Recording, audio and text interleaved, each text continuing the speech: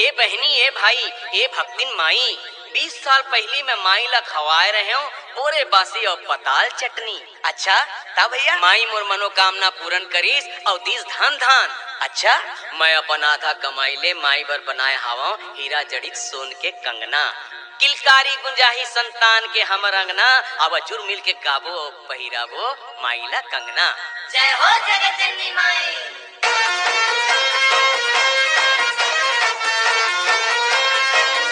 DJ Kishan जोन महीना कुमार दाइया पे अंगना बना के रखे हो दाई तोरे कंगना। लंगोरे संगना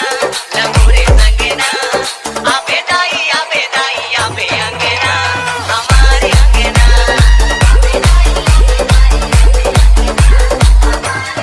अजंता महीना कुमार दाइया पे अंगना बना के रखे हो दाई तोरे कंगना। लंगोरे संगना आबे दाई आबे ओमकार, अंगना ओमकार। हमारे अंगना।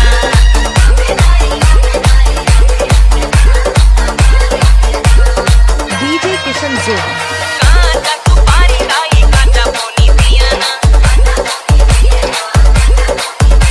ये चंदा सूरज कस चमकत नयना। बंधे है बंधना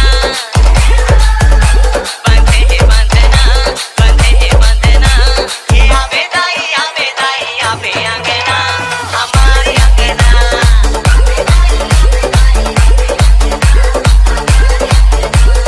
अजंता अजंता तीरवा मचाऊं मैं पुराना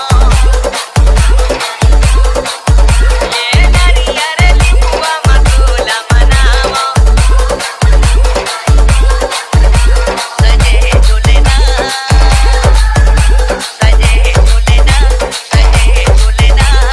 आबे दाई आबे ओमकार।